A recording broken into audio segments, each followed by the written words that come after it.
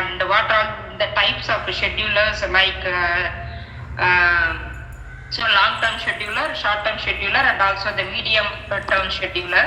And we covered the CPU scheduling algorithms.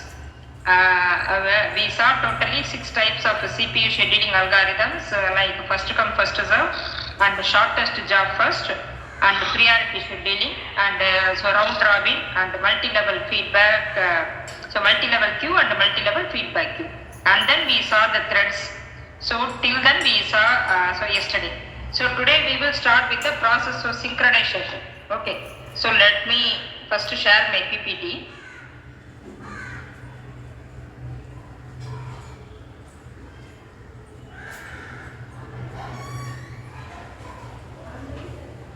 Students, are you able to see my screen?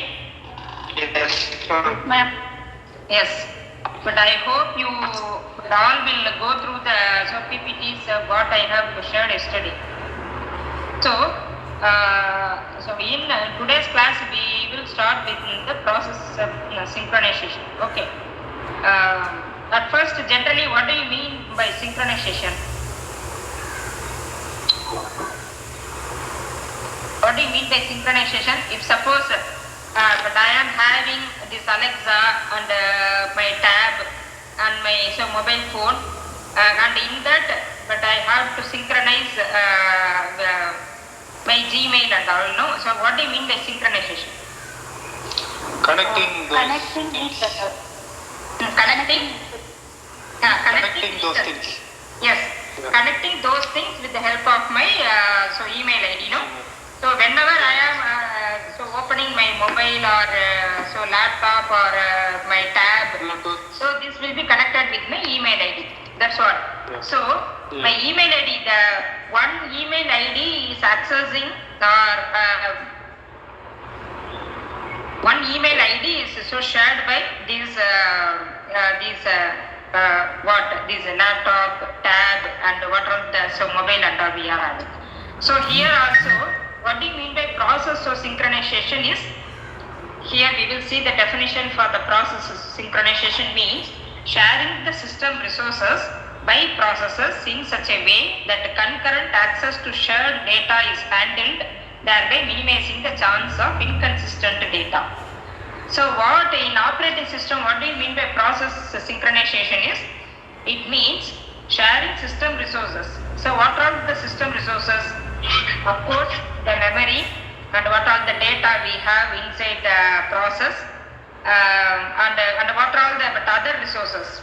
The printer, we can say the printer and the hardware devices. So these system resources are shared by so many processes in such a way that concurrent access to shared data. Since one data is shared by the so many processes, it should be handled very carefully, but in order to avoid the chance of inconsistent data. The data should not be changed. So though the data is shared by the so many processes, the quality of data should not be disturbed. Okay, so that is the concept here. Students, I hope you understand the meaning of a process synchronization. Yes? Yes or no? Yes, ma'am. Yes, ma'am. Yes, ma'am. Yes, okay. So here, maintaining data consistency demands mechanism.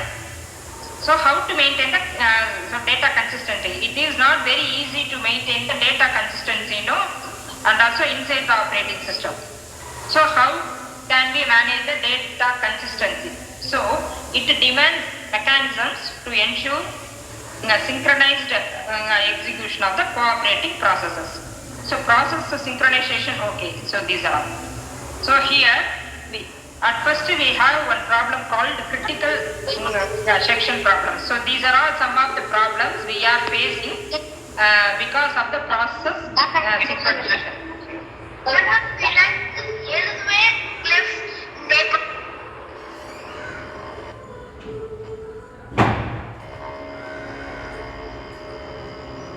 So the first problem we are facing with the process synchronization is the critical section problem.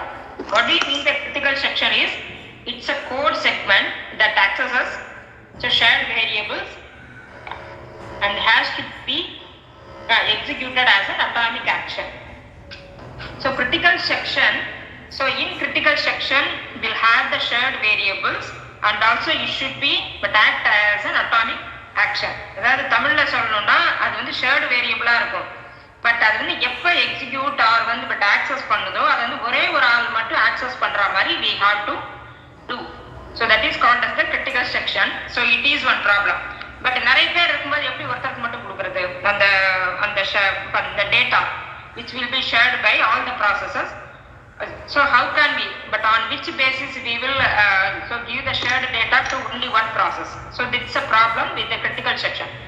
Okay, so in critical section is a code segment in which it will access the shared variables and has to be executed as an atomic action as if it is accessed by only one process here. So this is one problem, but I will tell you what is the critical section later. Okay, so in order to find the so solutions for the critical section problem, these are all the mechanisms. So what are all the conditions here? So mutual exclusion and progress and bounded weighting. So a solution to the critical section problem must satisfy the following three conditions. So these are all the solutions. So what do you mean by mutual exclusion is, but out of a group of cooperating processes, only one process can be in its critical section at a given point of time. So this may be one solution. So mutual so exclusion is, so the shared data will be present in the critical section. So what is the solution? So what do you mean by mutual so exclusion is, out of a group of cooperating processes, only one process can be in its critical section. Yeah, so that only one process can access the shared data, so it won't be a problem for other processes as well as for the consistency of the data. So then the second solution is the progress. If no process is in its critical section and if one or more threads so want to execute their critical section, then so any of these threads must be but allowed to get into its critical section. Progress means what? If suppose at a particular time, if no process in its critical section and if one or more threads are waiting to but access the critical section, so within their within the threads, so they should be but allowed to get into a so critical section. அதாவது என்ன சொல்றோம்னா அந்த threads வந்து ஏதாவது ஒன்னு அவங்களுக்குள்ள முடிவு பண்ண எந்த thread உள்ள போய் critical section but access பண்ணனும். அதான் progress. Students, I hope you understand the mutual exclusion and the progress. So புரியுதா? Hello. Yes, ma'am. Yes. ஏன்னா இதெல்லாம் பின்னாடி வந்து நிறைய கான்செப்ட்ஸ் வருது, அப்பதான் அது உங்களுக்கு புரியும். Then the third solution is the bounded weighting, but after a process so makes a request for getting into its critical section, there is a limit for how many other processes can so get into the critical section. The bounded weighting is nothing but, so when a process makes a request to get into the critical section, there is a limit. If one process is going to but access the critical section, some number of some specific limit or some specific number of processes only should be wait in the queue. So that is one solution, that is called as the bounded weighting. Okay, so these are all the solutions for the critical section problem. The first one is the mutual exclusion. So but under the mutual exclusion, only one process can get into the critical section at a given point of time, and the progress is within the threads they should allow so only one thread to access the critical section, and bounded weighting there should be a limit for the processes to wait apart from the critical section. Okay, so in order to find the solutions for critical sections, scientists have so developed the synchronization hardware and also the mutex locks. What do you mean by synchronization hardware? So these are all the mechanisms to avoid the critical section problem. So but under this mechanism, many systems provide so hardware support for critical section code. The critical section problem could be solved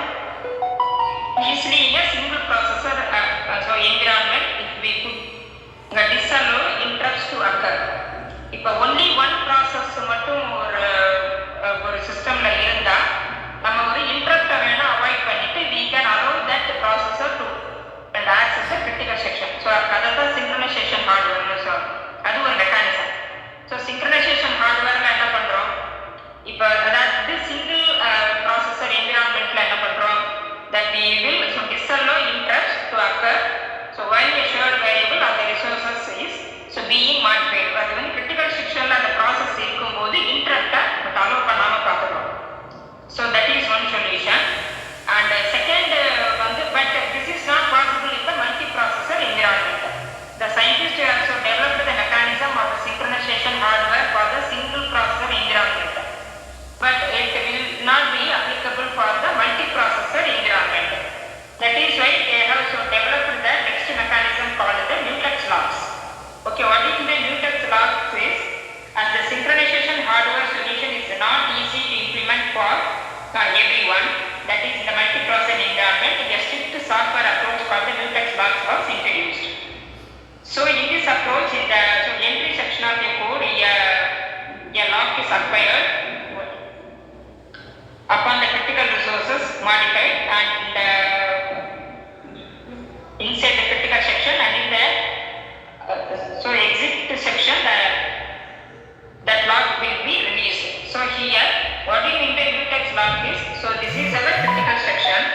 Whenever a process is enter into the critical section, a lock will be provided. So controls the entry into the critical section and so gets a lock on the required resources, and it will modify the data until the process is in the critical section. No process will come into the entry section, because this entry section won't be this lock will not but allow the other process to enter into the critical section.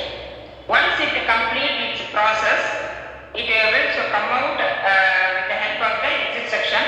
So when a process is coming out of the exit section, at that time the lock will be released from the resources and let the others know that the critical section is free now.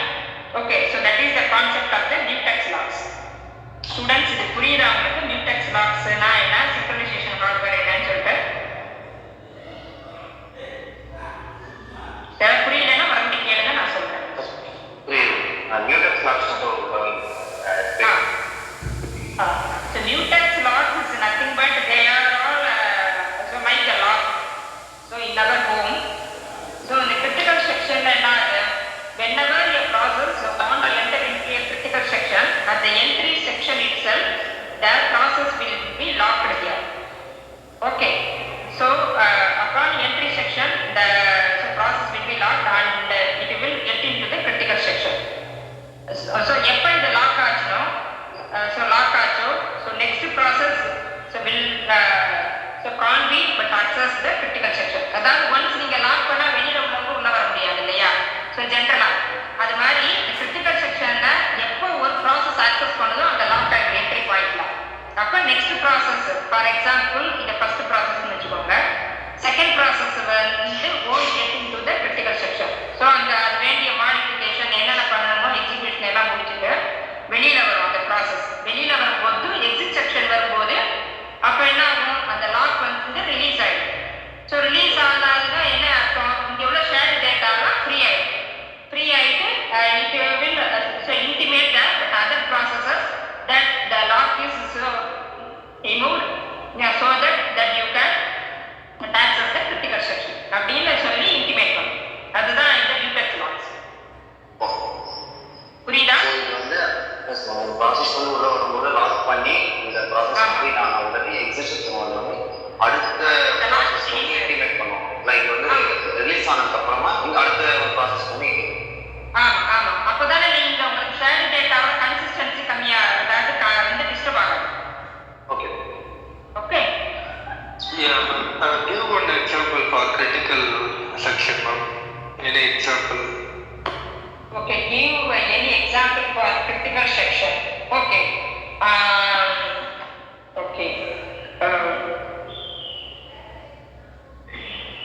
One second, please. Yeah, okay.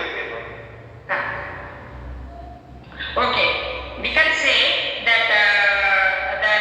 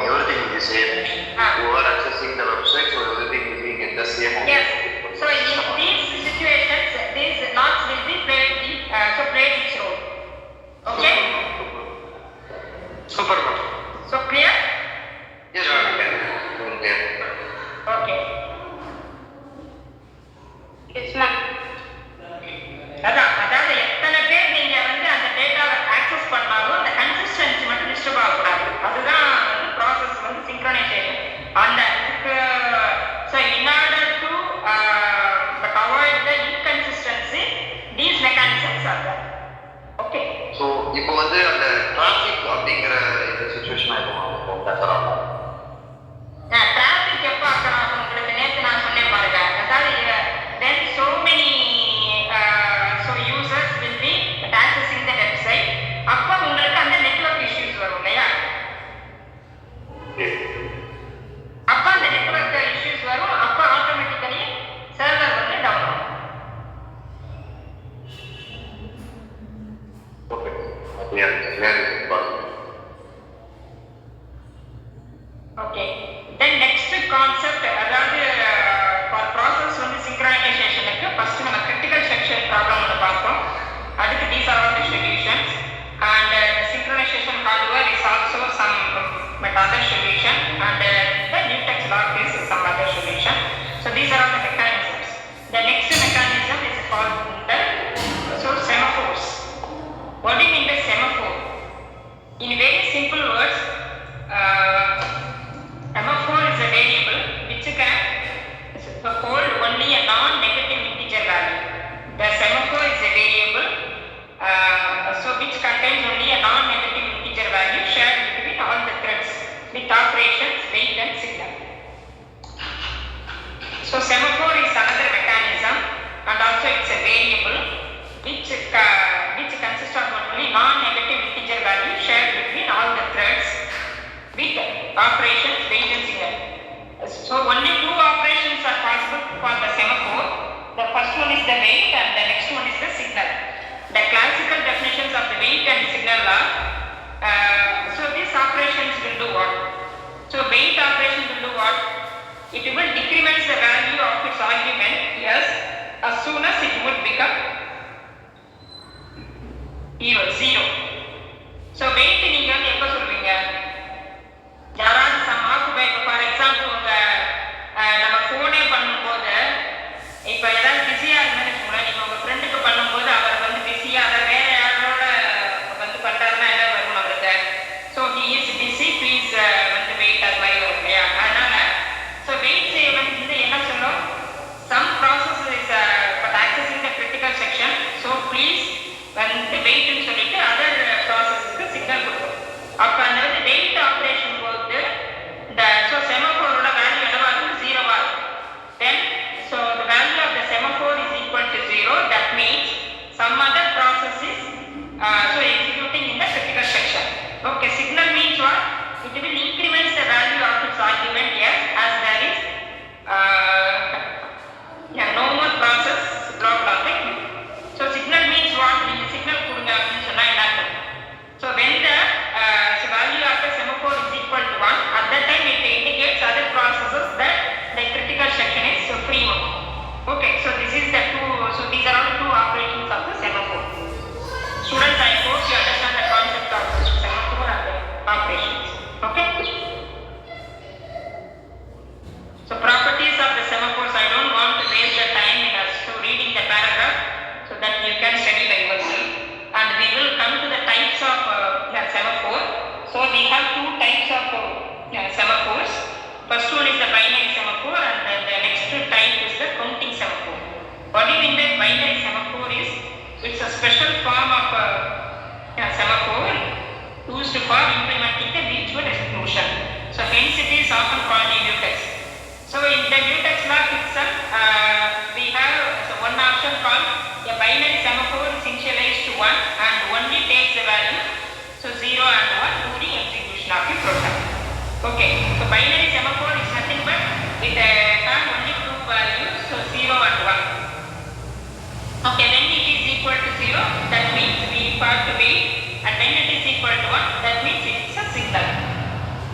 And the counting semaphore, these are used to implement the bounded concurrency. What is the counting semaphore is? Here, the counting semaphore will have the value ranging from 0 to any value. Okay, that indicates the number of the resources. Okay, so whenever a process is coming and access the resource, at that time automatically the number of resources will be decremented. Okay, for example, say if suppose I am initializing the counting semaphore is equal to 15. Okay, whenever a process is coming and access the resource, it will be decremented like 14, 13, 12 like that. When the counting semaphore value is equal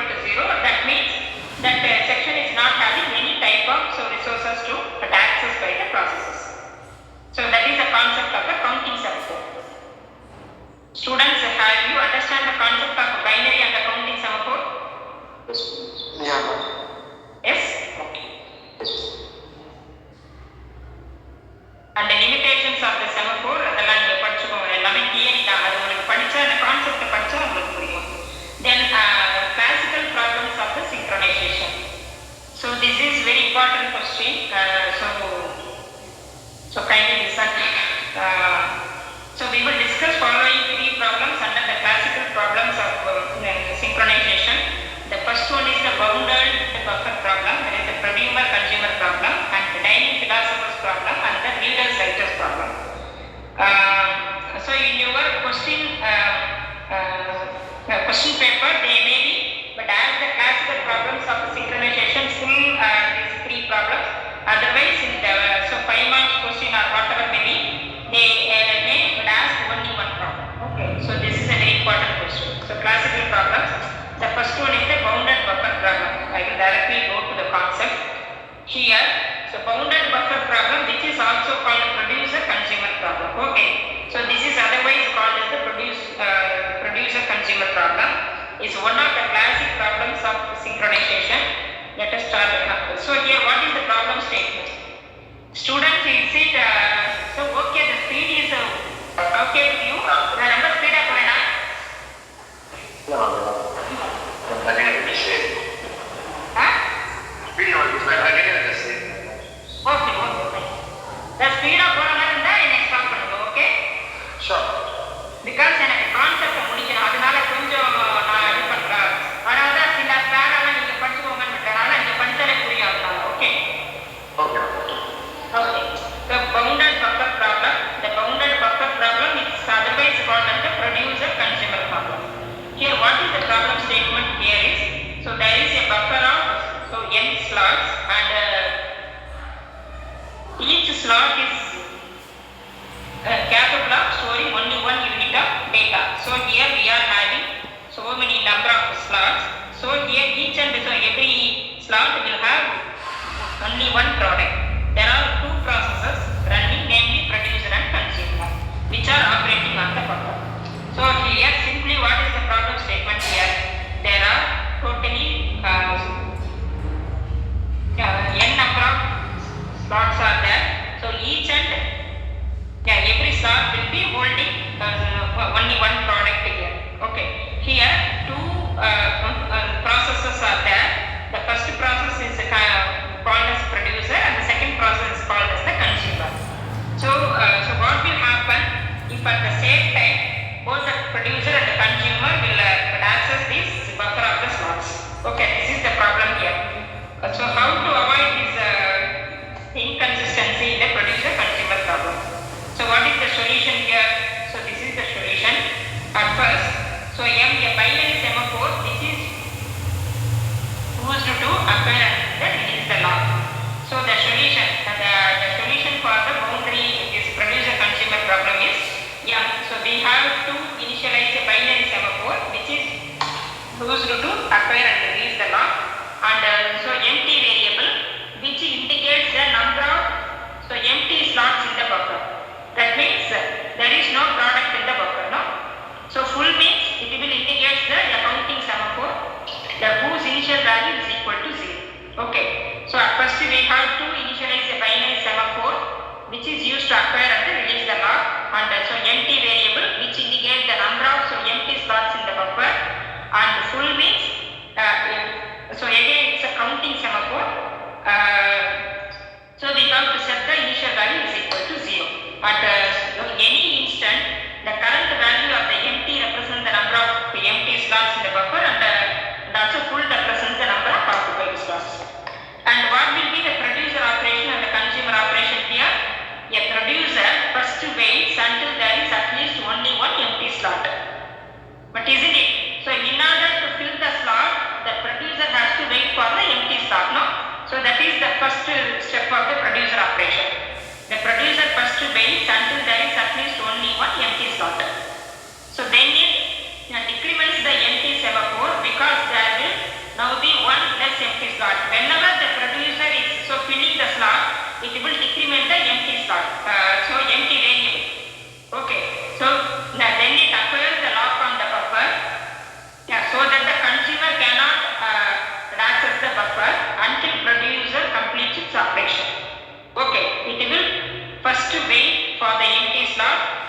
and then it will decrement the empty semaphore, and then it will acquire the lock on the buffer so the consumer cannot access the buffer, and after performing the insert operation the lock will be released, and also the value of the full variable will be incremented by 1. So these are all the operations of the producer. Students, are you able to understand the producer operation? Yes ma'am. Variables change ஆகுமா இல்ல constant ஆகுமா? Variables of course change ஆகும்ல. So என்ன சொல்றீங்க, variables நீங்க என்னெல்லாம் initialise பண்றீங்க சொல்லுங்க. ஃபர்ஸ்ட் ஒரு பைனரி செமாஃபோர் இல்லையா?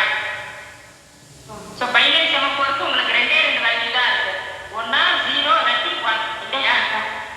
அது வந்து லாக்கா ரிலீஸான்னு உங்களுக்கு தெரியும். சோ எம்டி என்ன ஆகுது, எம்டி வேரியபிள் என்ன சொல்லும், how many number of empty slots are there in the bufferங்கறத சொல்லும் இல்லையா?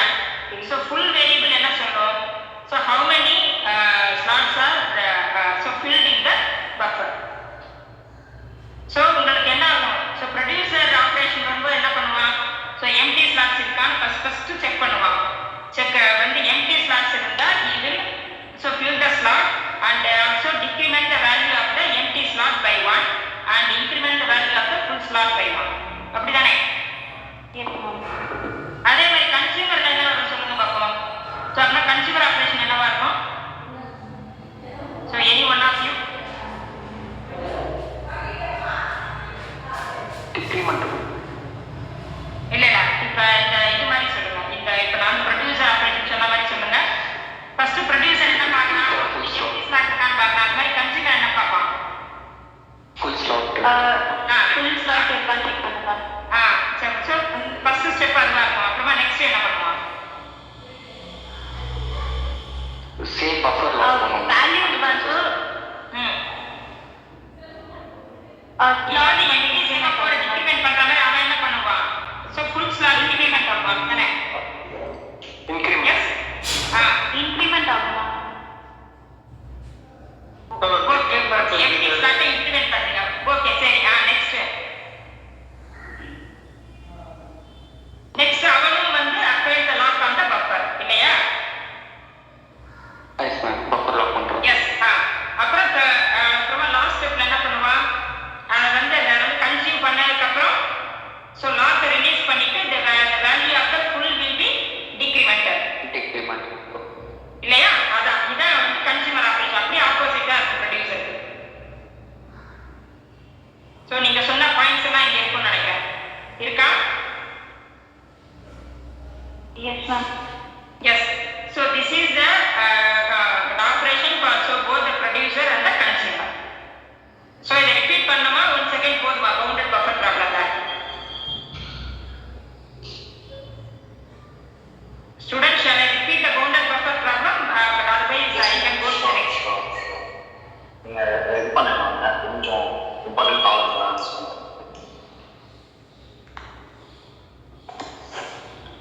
So bounded buffer problem is otherwise called as the producer consumer problem. So here, so what is the problem statement is, so here there will be a number of slots in the buffer. So number of slots in the buffer, the same buffer will be acquired by both the producer and the consumer processes. So how to maintain the data consistency is the problem here. So here, so in order to find a solution, we are acquiring one solution here. So the first one is we have to declare a binary semaphore variable to acquire and release the lock, and we have to declare the empty variable to indicate the total number of the empty slots in the buffer, and also a full variable to indicate the number of the full variables in the in the buffer. So here okay. Then the producer operation. So whenever a producer is coming, at first they will so look for a empty slot, and then the empty slot will be decremented by 1, and the producer will acquire the lock on the buffer. But and then after performing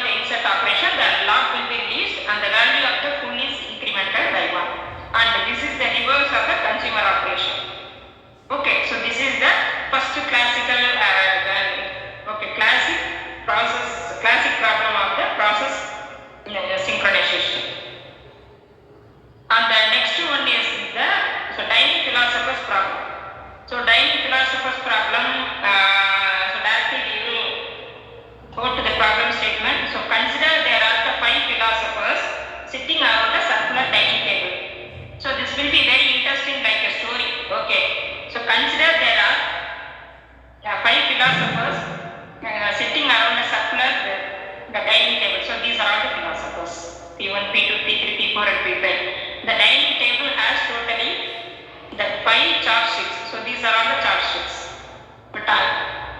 And a bowl of rice in the middle as shown in the figure. So in the dining philosopher's problem there are totally 5 philosophers and also is 5 chopsticks and only one bowl of this rice. At any instant a philosopher is either eating or thinking. Only 2 actions are allowed for a philosopher. First one is the thinking or the next activity is the eating process. So when a philosopher wants to eat, that he uses the 2 chopsticks. So one from the left and the one from the right. So when a philosopher wants to think, that he keeps down, so both the chopsticks are the original place. So this is the problem here. So problem புரியுதா students? அதாவது அப்படியே தமிழ்ல translate பண்றேன். புரியுதுல்ல? So 5 philosophers இருக்காங்க, 5 chopsticks இருக்கு. ஒரு bowl of rice இருக்கு. ரெண்டே ஆக்டிவிட்டி தான் philosophers-க்கு allowed. ஒண்ணா திங்க் பண்ணலாம் அல்லது சாப்பிடலாம். பட் எப்ப திங்க் பண்றாலும் பிரச்சனை இல்லை. பட் சாப்பிடும்போது என்ன பண்ணணும்? ஸோ ஈச் வந்து சாப்பிடணும்னா 2 சாப்ஸ்டிக்கும் எடுக்கணும். எல்லா அதாவது சாப்பிடணும்னு தோணுச்சுன்னா. ஸோ இப்போ இங்கே ஒன்லி 5 சாப்ஸ்டிக்ஸ் தான் இருக்கு. இப்போ எல்லாருக்குமே பசி வந்தா என்ன ஆகும்? ஸோ எல்லா philosophers so wants to eat the ரைஸ்னா என்ன ஆகும்? So what will happen? So the process start.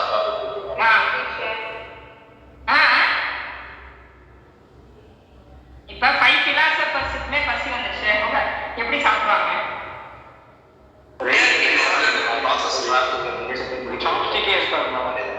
சாப்ஸ்டிக்கே இருக்காது. ஏன்னா எல்லாரும் ஒவ்வொரு சாப்ஸ்டிக் வச்சு இருந்துட்டே இருப்பாங்க. யாருமே சாப்பிட முடியாது இல்லையா? The rule is to have left, so both the left and the right chopstick. So this situation is called as the deadlock situation. No process will so have the food, no? So no philosopher will have the food, but so food will be there, but there will be no chance for the philosopher to have the food because there is no resources for so any one processes. அதாவது இங்க எல்லாருமே ஒவ்வொரு chopstick எடுக்கிறதுனால என்ன ஆகுது? So யாருமே சாப்பிட முடியாது, பசியோட உட்கார்ந்தே இருப்பாங்க. அதே மாதிரி என்ன ஆகும்? இந்த ரிசோர்ஸும் வேஸ்ட் ஆகும் அப்படிதானே? Yes.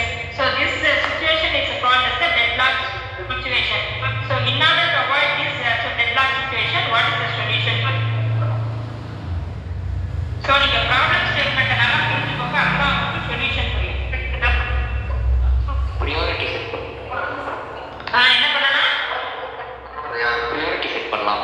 Priority set பண்ணலாம். சரி. அந்த எப்படி ஸ்டார்ட் பண்ணலாம்? once process allocate. Process law first law பண்ணிடலாம். Yes, good. Process 2 so அந்த மாதிரி அது மாதிரி கொடுக்கலாம். Yes. So here is the solution.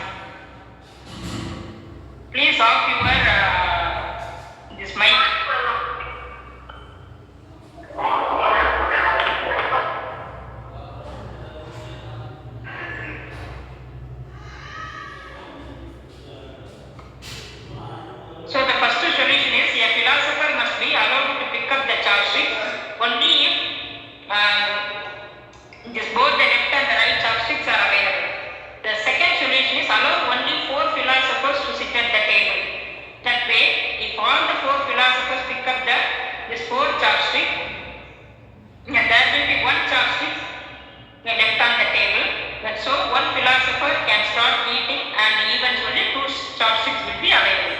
In this way deadlocks can be avoided. So these are the 2 solutions they have found for the dining philosopher's problem. First one is a philosopher must be allowed to pick up the chopstick only if both the left and the right chopsticks are available. Next வந்து only 4 philosophers மட்டும்தான் டேபிள்ல உட்கார வைக்கணும். So 4 வந்து members 4 chopsticks எடுத்தாலும் அந்த வந்து ஏதாவது ஒரு மெம்பர் வந்து அந்த 5th chopsticks எடுத்து சாப்பிட ஆரம்பிக்கலாம். சரியா? So deadlock will be avoided in this way. So dining philosophers problem புரியுதா? Yes, Okay. So உங்களோட क्वेश्चन பேப்பர்ல கேட்கும்போது நீங்க வந்து unless or otherwise அவங்க வெறும் வந்து இதுதான் கேட்குறாங்க, வெறும் சொல்யூஷன் மட்டும் எழுதக்கூடாது. Problem statement it's a compulsory. அது வந்து மேண்டேட்டரி. நீங்க ப்ராப்ளம் எழுதினாதான் அதோட சொல்யூஷன் எழுது. இப்போ இந்த ப்ராப்ளமும் எழுதணும், சொல்யூஷனும் எழுதணும். சரியா? And the third one is the readers narrator problem. This is again like the producer consumer problem. So இத மட்டும் நீங்க படிச்சிருக்கீங்களா? readers writers படிச்சா புரியும் உங்களுக்கு. Okay ma'am, no problem. Okay, so this is also again like a producer consumer problem. And then we will directly go to the deadlocks concept. So deadlocks are a set of blocked processes, each holding a resource and waiting to acquire a resource held by another process. So like our philosopher's problem. So deadlocks are a set of blocked processes, each holding a resource and waiting to acquire a resource held by another process.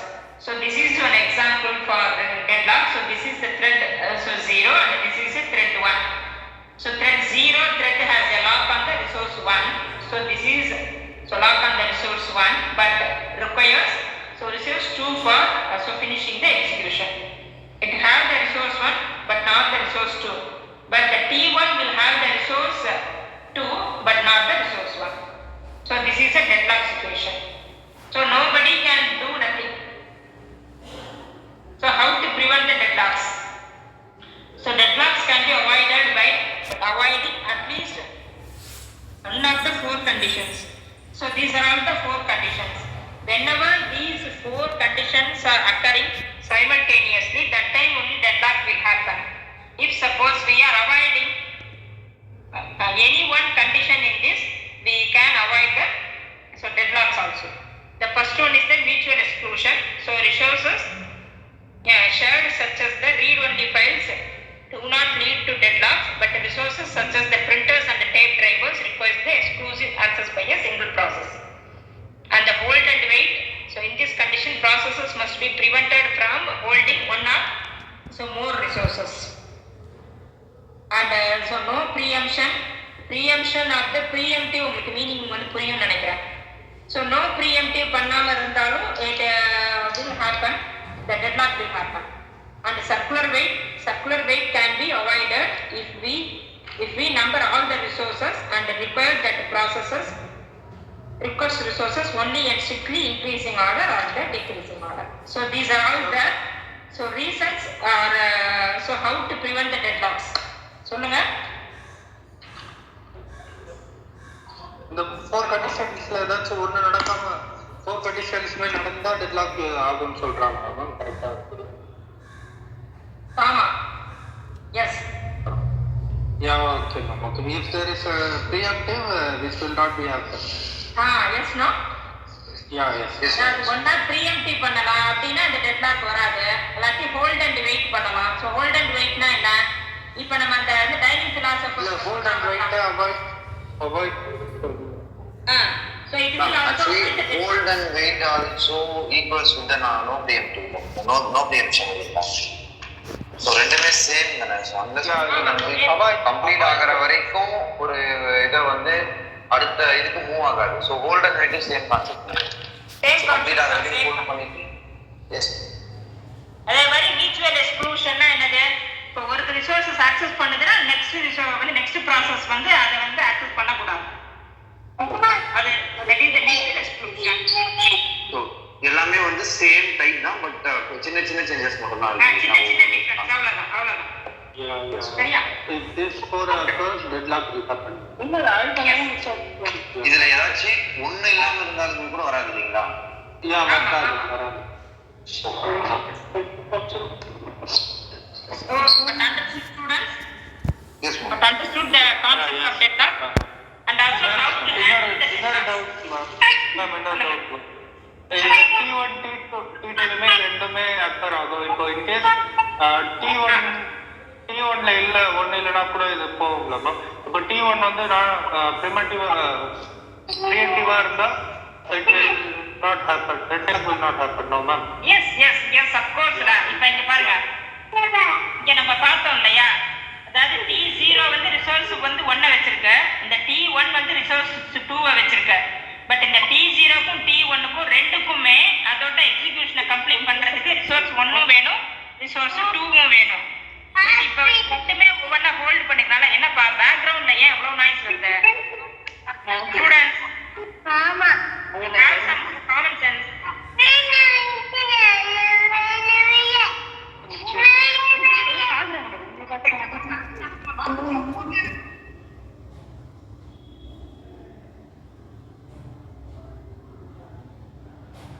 So இப்போ T0 T1 இப்போ வந்து T0 வந்து resource first ரிசோர்ஸை hold பண்ணியிருக்க, T1 வந்து resource வந்து second ரிசோர்ஸை hold பண்ணியிருக்க. But for both the T0 and T1 they need this resource 1 and the resource 2 for completing its this process execution. So ரெண்டுமே என்ன பண்ணணும்னா ரெண்டுமே முடிக்க முடியாது ப்ராசஸை. ஏன்னா எக்ஸிகியூஷனை முடிக்க முடியாது. எதனாலனா ஸோ ஒவ்வொன்றும் ஒன்றை ஹோல்டு பண்ணியிருக்கேன். இப்போ ஃபார் எக்ஸாம்பிள் T0 ப்ரீஎம்ப்ட் பண்ணுதுன்னு வச்சுக்கோங்க. சரி, ஓகே, நீ உன் ப்ராசஸை முடியும்னு சொன்னால் the deadlock will not be happening. No? Yes, ma'am. So this is the concept. So and also how to handle the deadlocks. The first one is the preemption and the next one is the rollback also by handling so rollback also we can handle the deadlock. So in situations where deadlock is a real possibility, the system can periodically make a record of the state. That rollback na enna, if deadlock vandiruchuna okay, deadlock vandiruchunu therinjone adu vandu rollback aidum. Adu vandu but in order to avoid the deadlock, அதாவது நம்ம வந்து but undo பண்ற மாதிரி தான் நம்மளோட சிஸ்டத்துல. சரியா? அதான் ரோல்பேக். அப்புறம் kill so 1 or more processes, அதாவது நம்பர் ஆஃப் ப்ராசஸஸை கில் பண்ணிட்டாலும் it is a solution for the deadlock. and deadlock avoidance algorithm. So deadlock avoid, அதாவது deadlock வராம இருக்கிறதுக்கு ஒரு அல்காரிதம் வந்து இருக்கு. that is the banker's algorithm. The banker's algorithm is otherwise called as the resource request algorithm. So don't confuse with the name of the algorithm. அதாவது உங்க question பேப்பர்ல resource request algorithm பத்தி explain பண்ணனா don't அதாவது so bankers algorithm ஞாபகம் வச்சுக்கோங்க.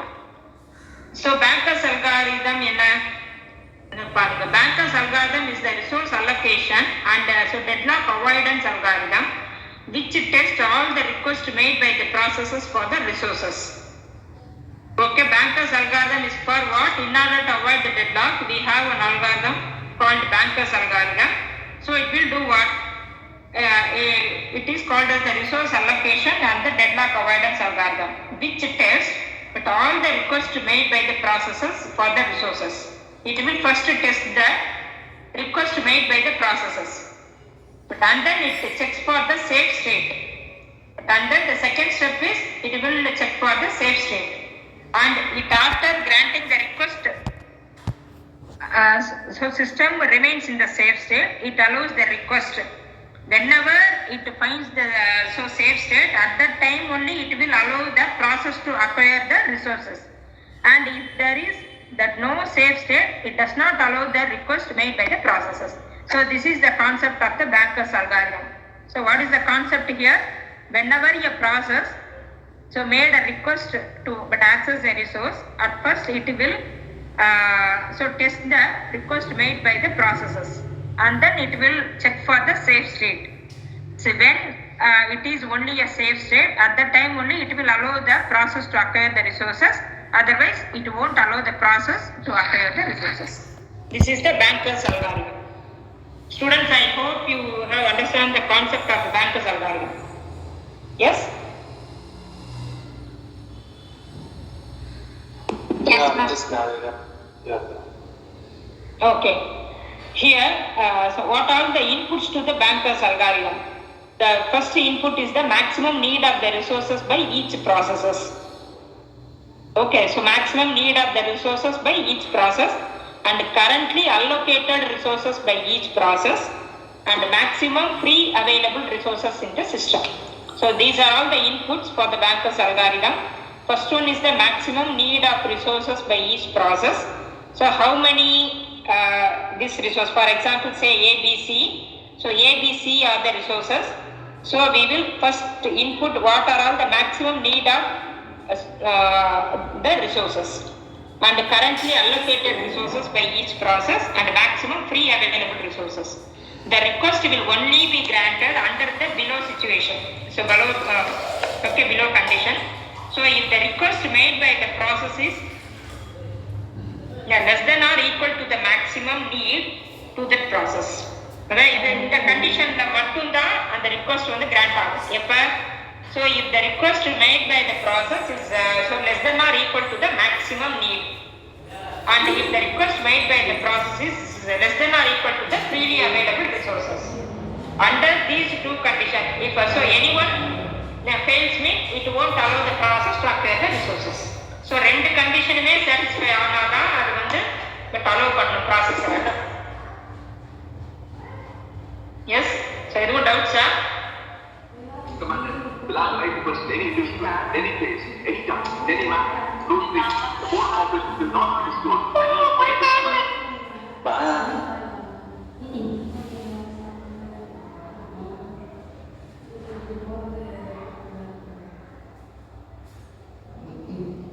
So we will see one example here for the Banker's algorithm.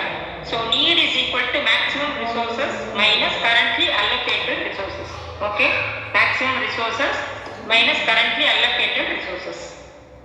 And so example is, so what are the input for the Banker's algorithms? So here maximum need of the resources by each process. So these are all the maximum need of the processes.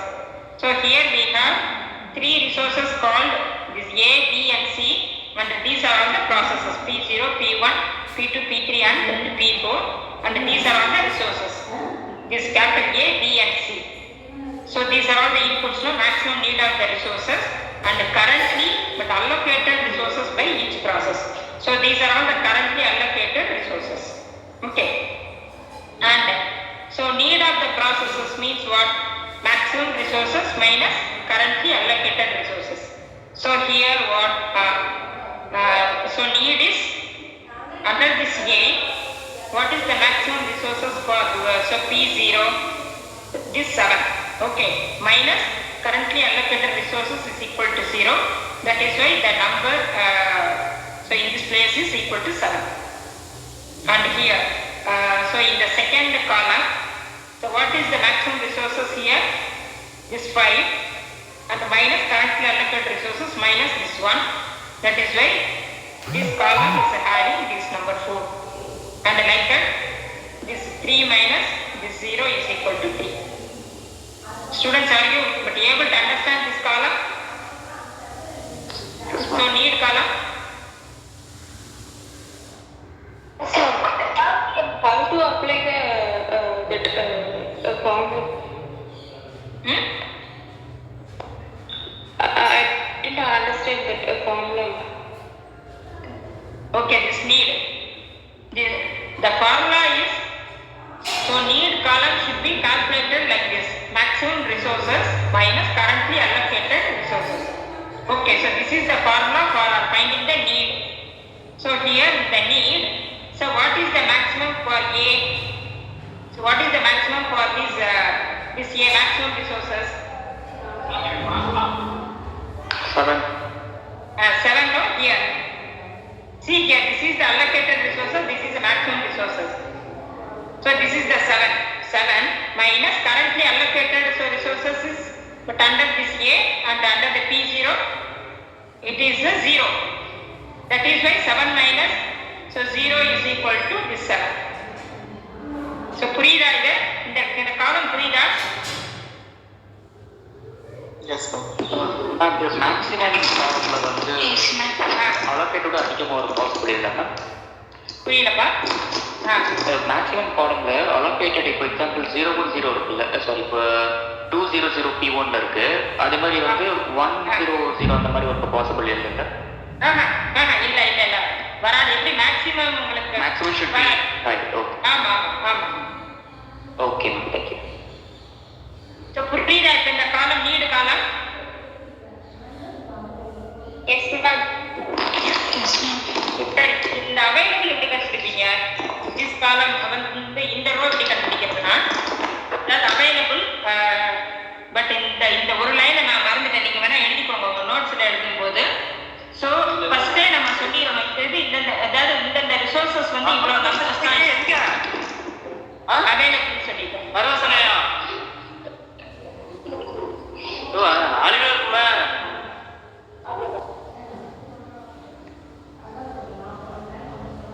So for our particular example, there are totally so 10 so A resources. Okay, total number of the A resources is equal to 10, and the total number of the B resources is equal to 5, and the total number of the C resources is equal to 7. Okay, so but I forgot to write so mention the total number of resources available here. So A is equal to 10 and B is equal to 5 and so C is equal to 7.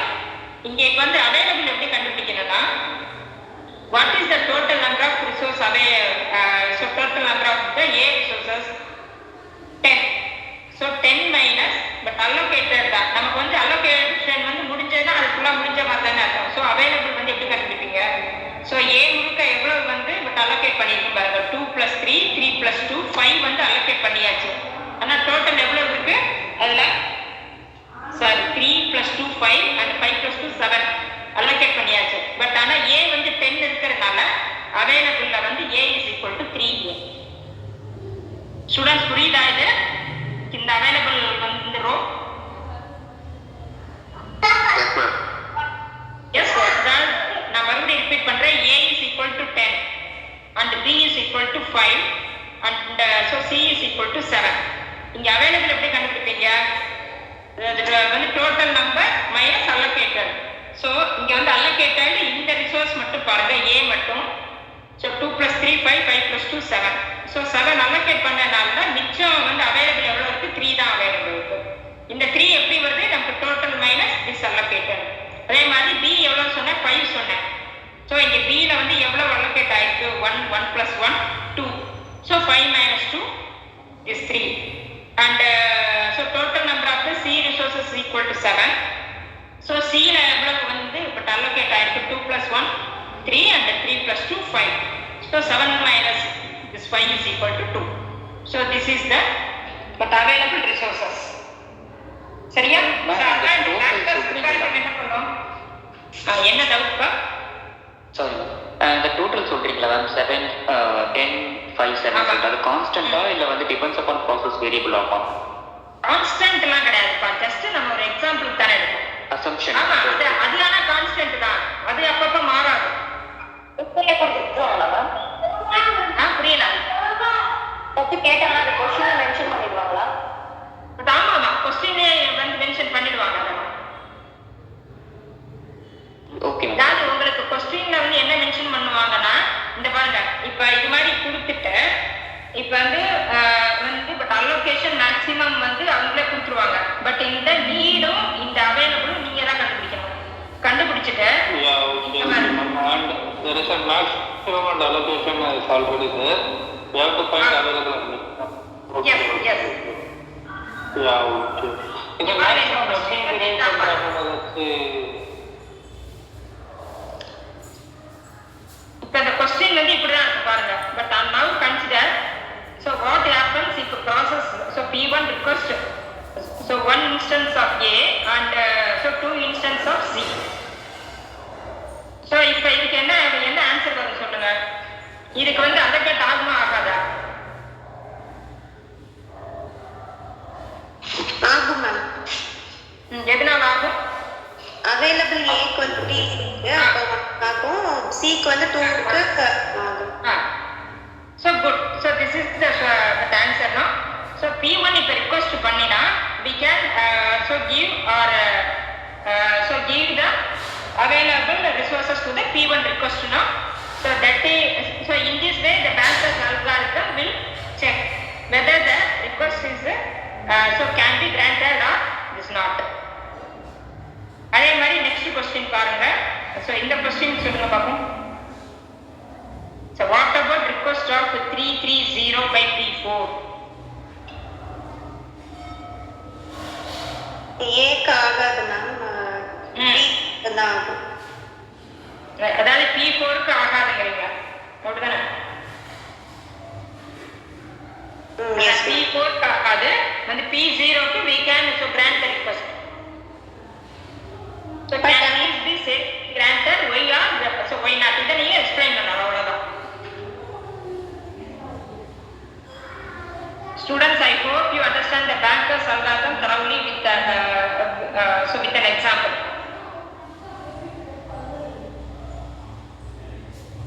So shall we pass on to the next concept, students?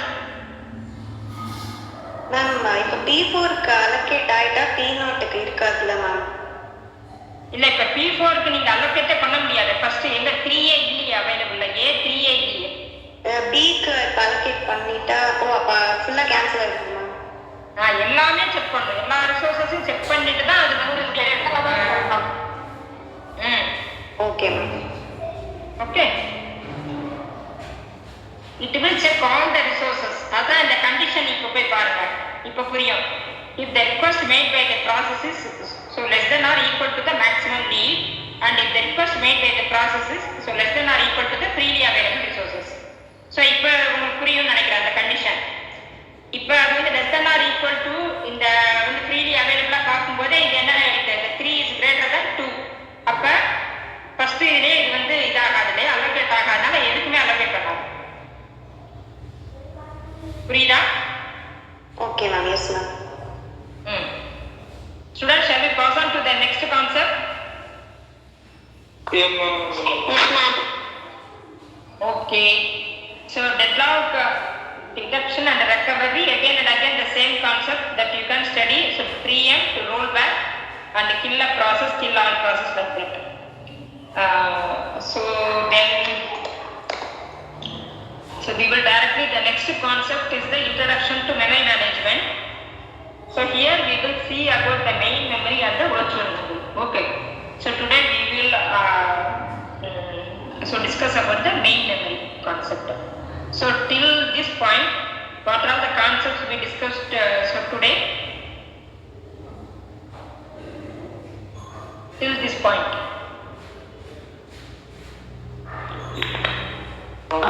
Synchronization, semaphore and deadlock. Semaphore and the classical problems of the so synchronization, like the producer consumer problem and the dining philosopher's problem and so readers writers problem, and we came to deadlock so concept, and in the deadlock prevention and avoid to deadlock, what are all the how to avoid the deadlock and what are all the conditions for the deadlock. And also we saw an algorithm for deadlock avoidance, the banker's algorithm with one example. But I hope so till this point you that you people understood the concepts thoroughly, no? So இது வரைக்கும் யாருக்காவது doubt இருக்கா? Okay ma'am. இந்த PDF அனுப்பிட்டீங்களா ma'am? இந்த PDF நான் வந்து இன்னைக்கு தான் அனுப்புவேன். ஓகே. நேற்று அனுப்பலாம் உங்களுக்கு. So today I will send you the PDF. Thank you. Okay.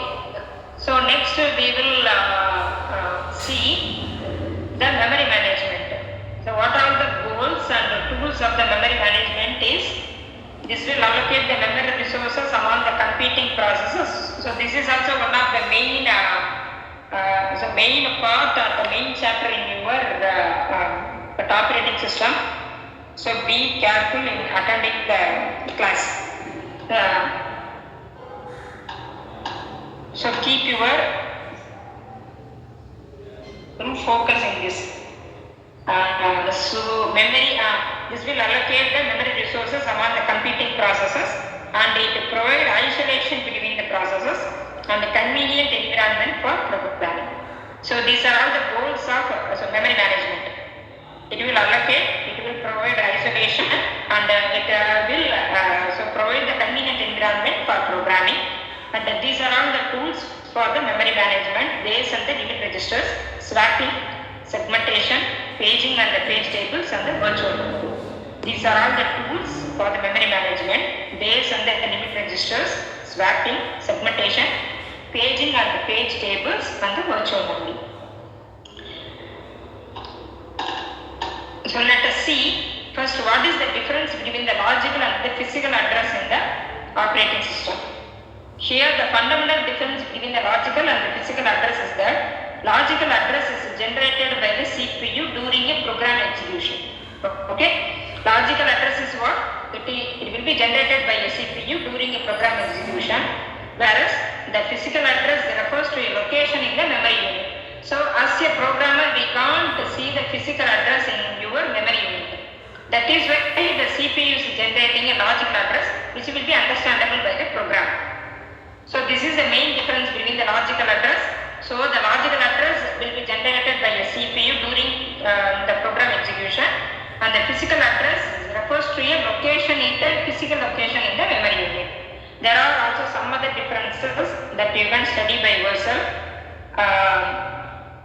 And then, so what do you mean by base and the limit register? The first two tools of memory management is the base and the limit registers.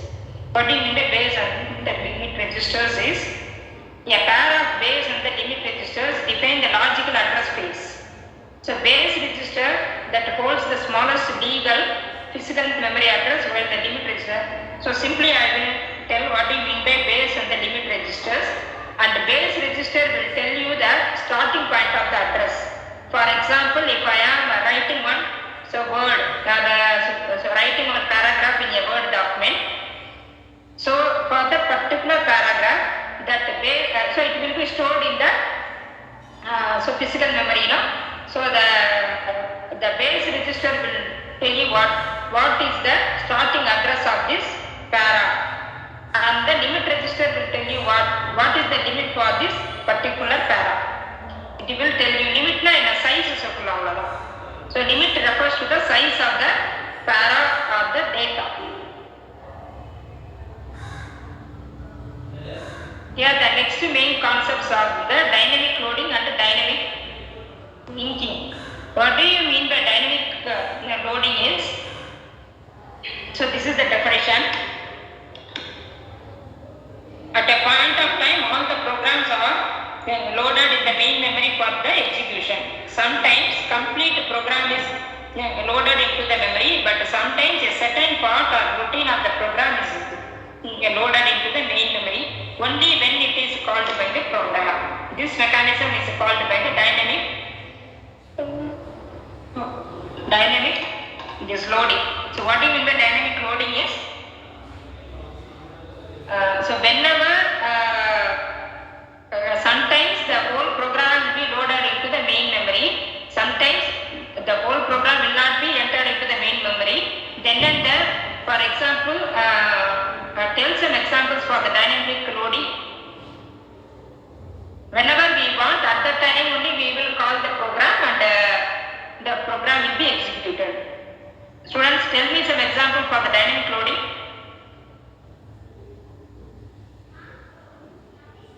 So these are all the known portion for you.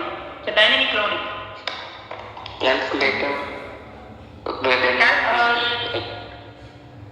Can we take the function for unless until we clear the memory will be there. Yes. Okay. So one way it is right. So next யாரோ சொல்லுங்க.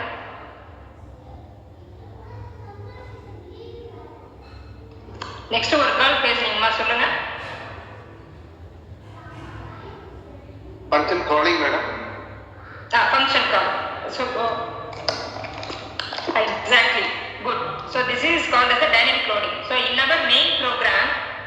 we don't write the functions. So the functions will be written separately. So whenever we need the function, at the time only the main program will call the function. At the time only the function will be loaded in the main memory.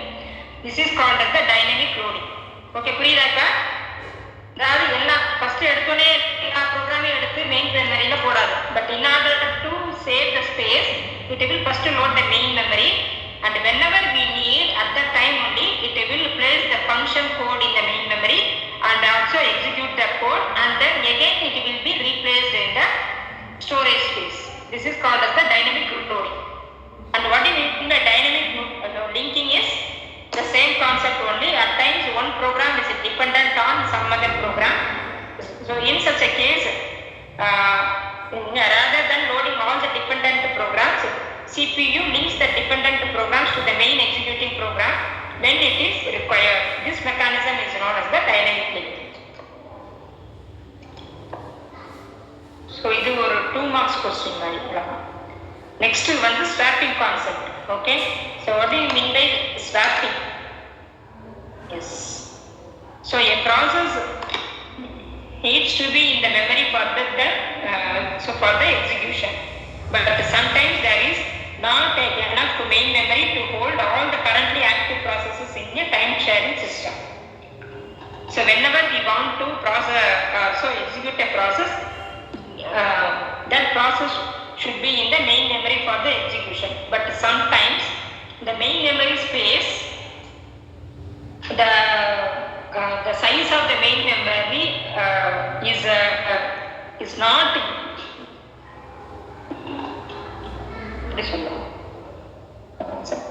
okay. So where a process should be loaded into the main memory for the execution. If suppose the size of the main memory is very small, so how to execute the process in the main memory? Okay, this is the concept. At that time it will do what? So excess process are kept on the disk and brought into the run dynamically. அதாவது எப்பெல்லாம் இந்த main மெமரியோட space கம்மியா இருக்கோ அப்ப என்ன பண்ணணும்? The excess process will be kept on the disk and brought into the run dynamically. எப்பெல்லாம் வேணுமோ அப்ப மட்டும் அந்த ஸ்டோரேஜ் ஸ்பேஸ்ல இருந்து மெயின் மெமரி எடுத்துக்கணும். This process is called as the swapping. So swapping is the process of bringing in each process in the main memory, so running it for a while, but and then putting it back to the disk. So என்ன பண்ணோம்? So this is our operating system. This is our main memory. Here two processes are there, process 1 and process 2. So first this process, so P1 will be executed here, and whenever this P2 wants to execute, at that time the P1 will be swapped out and the P2 will be swapped in. This is called as this process is called as the swapping process. Students, புரியுதா swapping னா என்ன? So எதுக்காக swapping வேணும்? Why do we need the swapping? main memory less storage is not a processor. So when the size of the main memory is very less or so enough, is not enough, at that time we are backup.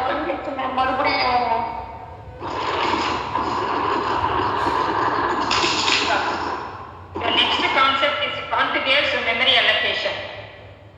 நிறைய concepts இருக்கு இதுல இந்த operating சிஸ்டம்ல.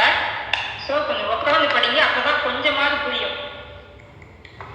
இல்லாட்டி எல்லாமே என்ன ஒரே மாதிரி ஒரு மெமரி வரும் உங்களுக்கு. ப்ராசஸ் வந்து எல்லா இடத்துலையும் ஒரு ப்ராசஸ்ங்கிறது இந்த டைனமிக் வரும், ஸோ எல்லாமே வரும் உங்களுக்கு. ஸோ ரொம்ப கன்ஃபியூஸ் ஆகாதீங்க, கொஞ்சம் புரிஞ்சுட்டு படிங்க. புரியலைன்னா தயவுசெய்து கேளுங்க. So contiguous memory allocation. So in a contiguous memory allocation, each process is contained in a single contiguous block of the memory. Okay, contiguous memory allocation na each process is contained in a single contiguous block of memory. So here the memory is divided into several fixed size partitions, and also each partition contain exactly only one process. So when a partition is free, a process is selected from the input queue and also loaded into it. The free blocks of the memory are called as the folds, the set of folds. Okay, so this is the contiguous No, memory allocation is nothing but here we will divide the memory space into several fixed size partitions, and in these fixed size partitions we will put the process. So whenever the processes are in the ready queue, if any partition is so free, that this operating system will get the process from the queue and put it in the hole. So this is called as the contiguous memory allocation. அதாவது வரிசையா எந்தெந்த ஹோல்லாம் ஃப்ரீயா இருக்கோ அங்க கொண்டு இந்த ready queue நேற்று பார்த்தோம் இல்லையா. So job queue, ready queue, waiting queue, அது மாதிரி ரெடி கியூலேருந்து இந்த ஓஎஸ் வந்து ஒவ்வொரு ப்ராசஸாக எடுத்து இந்த ஸ்லாட்ல போடும். This is called as the contiguous memory allocation. And the next concept is the fragmentation. So for this fragmentation I want to share some other PPT as a PDF.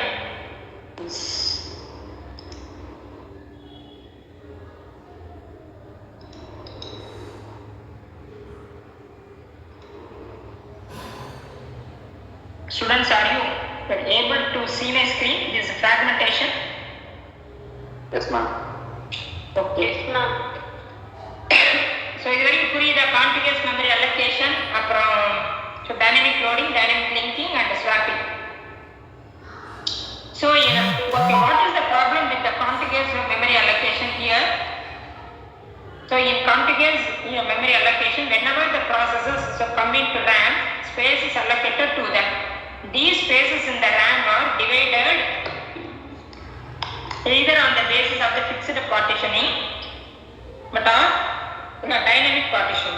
Okay, as the process gets loaded and removed from the memory, these spaces get broken into the small pieces of the memory that it can't be allocated to the coming processes. This problem is called as the fragmentation. So fragmentation na enna? Once அதாவது first one process வந்து அந்த ஸ்லாட்ல இருந்து execute ஆகி வெளியில போயிடும். Once அது வெளியில போச்சுன்னா என்ன ஆகுது? இந்த மெமரிலாம் again it will be divided into number of pieces. As the process gets loaded and removed from the memory, these phases is broken into small pieces of the memory that it can't be allocated to the coming processes.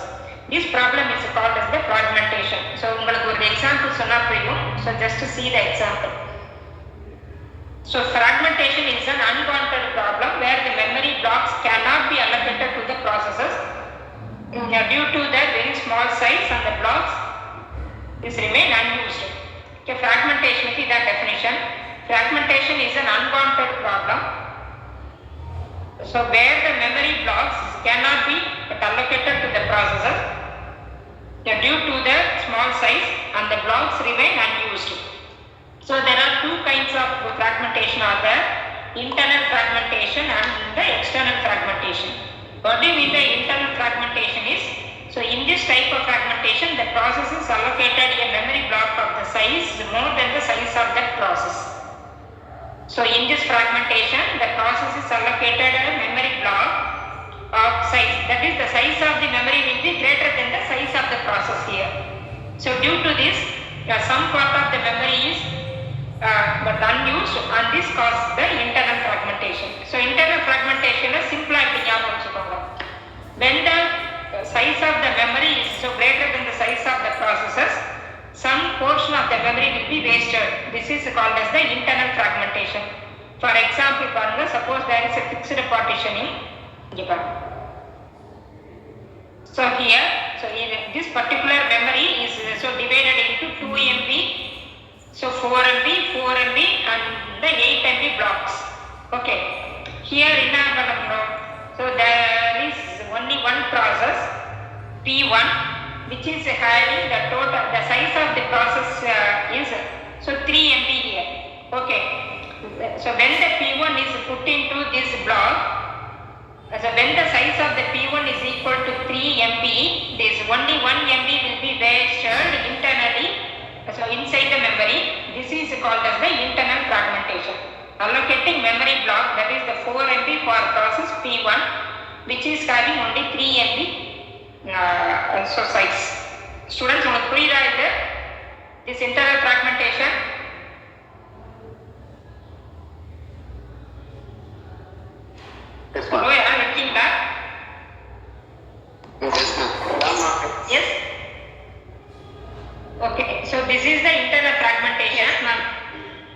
how to remove the internal fragmentation? So this is one problem here.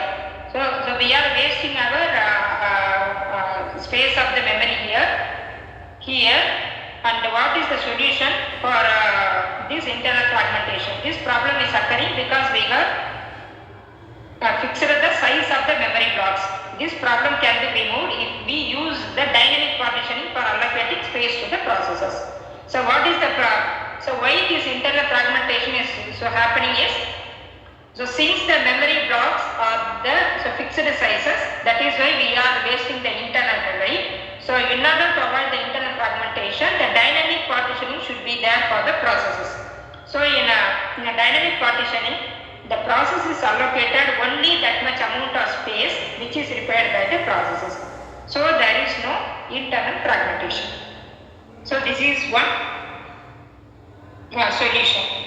And so external fragmentation. So the second type of problem is the external fragmentation. அதாவது fixed சைஸாக நீங்கள் வந்து மெமரியை பிளாக்காக பண்ணும்போது எல்லாரும் internal fragmentation அக்கறாது. Okay, நம்ம டைனமிக்காக வந்து ஸ்பேஸ் வந்து ப்ராசஸ்க்கு ஸ்பேஸ் கொடுத்தா some other problem is happening, that is called as the external fragmentation. So in this fragmentation, but although we have the total space available that is needed by a process, still we are not able to put that process in the memory because that space is not continuous. This is called the external fragmentation. So once again நான் ஒரு எக்ஸாம்பிளோட சொல்றேன். அவ்வளவுதான்.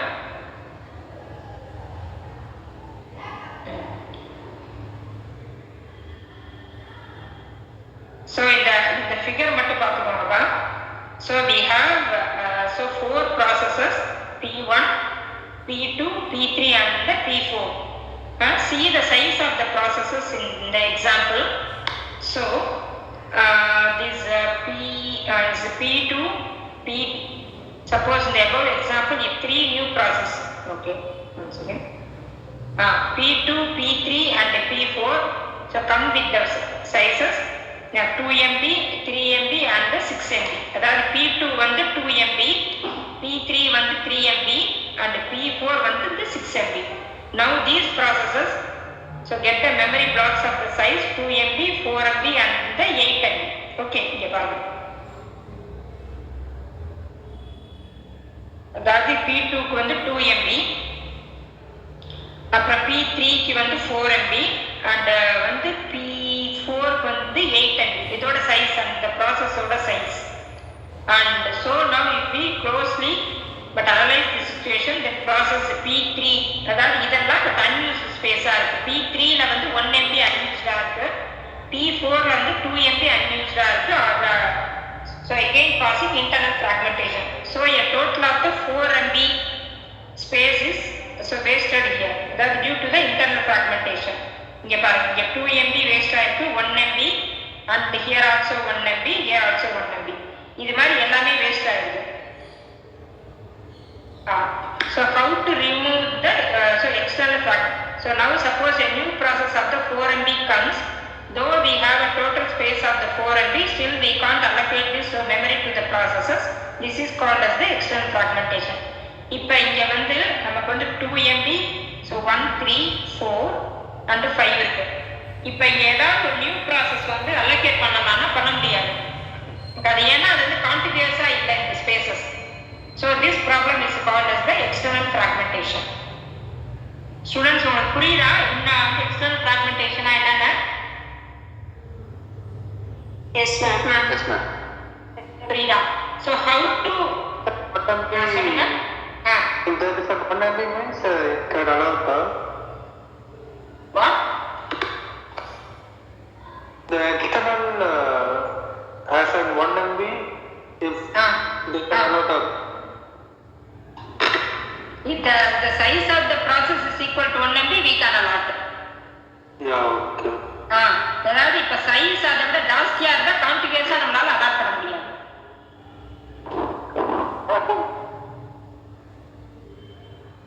So how to remove the external fragmentation?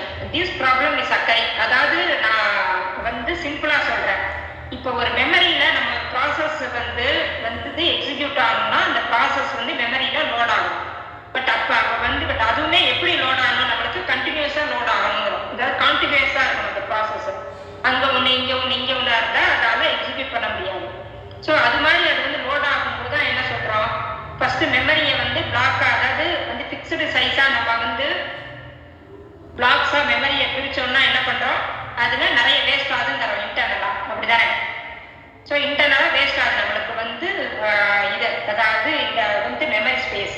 This is called as the internal fragmentation. சரி, அதை avoid பண்ணுறதுக்கு என்ன பண்ணலாம் அப்படின்னு சொல்லி பார்த்தா என்ன பண்ணலாம், இது வந்து என்ன சொல்கிறோம், மெமரியை ஃபிக்ஸ்டாக நம்ம வந்து டிவைட் பண்ணக்கூடாது, டைனமிக்காக, அதாவது அக்கார்டிங் டு த ப்ராசஸ் வந்து சைஸ் வந்து நம்ம மெமரியை டிவைட் பண்ணணும்னு சொல்லிட்டு தான் இந்த வந்து டைனமிக் வந்து பார்ட்டிஷனிங் பண்ணுறோம். பட் டைனமிக் பார்ட்டிஷனிங்லையும் பார்த்தீங்கன்னா என்ன வருது, எக்ஸ்டர்னல் ஃப்ராக்மெண்டேஷன் வருது. ஒன்ஸ் அந்த ப்ராசஸ் வந்து எக்ஸிக்யூட் ஆன பிறகு என்ன ஆகுது வந்து, பட் அடுத்து வெளியிலேருந்து இன்னொரு ப்ராசஸ் வரும்போது இந்த வந்து கான்டினியூஸ் அலோகேஷன் பண்ண முடியாதனால என்ன வருது, எக்ஸ்டர்னல் ஃப்ராக்மெண்டேஷன், அந்த ப்ராப்ளம் வருது உங்களுக்கு. ஸோ இது வரைக்கும் உங்களுக்கு புரியுதா ஸ்டூடெண்ட்ஸ், புரியுதா உங்களுக்கு?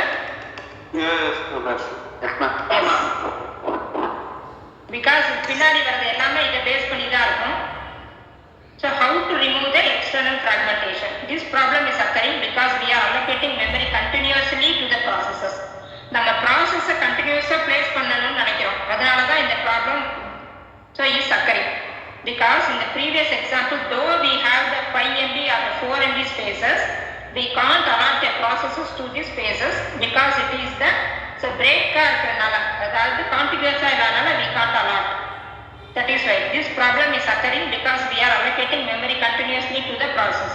So, if we remove this condition, external fragmentation can be reduced.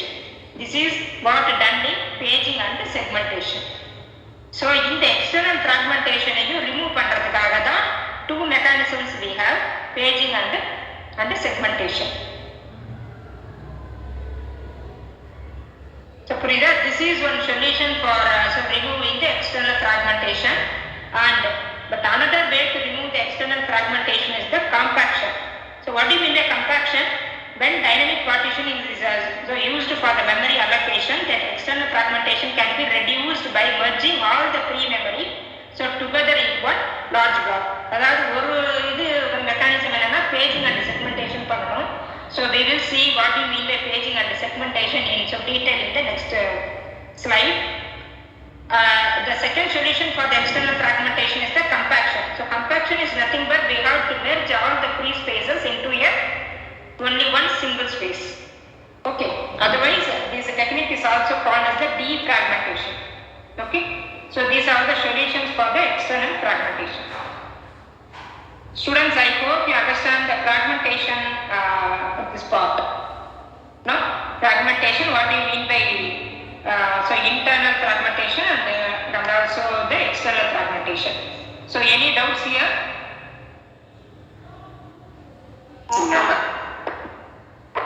Okay, so shall we pass on to the paging concept? Yes, yeah. Okay. Yes, ma'am.